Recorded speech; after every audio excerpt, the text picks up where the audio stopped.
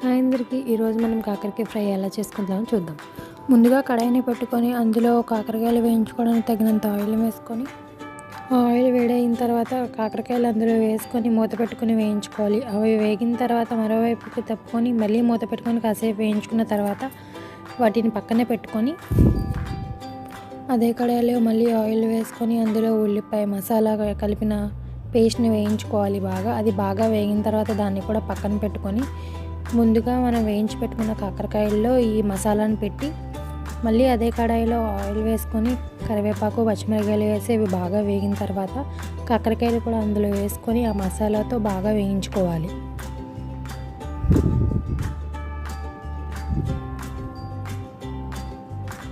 మిగిలిన మసాలాను కూడా అలా పైన వేసుకొని అది మూత పెట్టుకొని బాగా వేయించుకున్న తర్వాత వాటిని ఒక ప్లేట్లోకి సర్వ్ చేసుకోవడమే. కొత్తిమీర వేసుకొని గార్నిష్ చేసుకొని ఎంజాయ్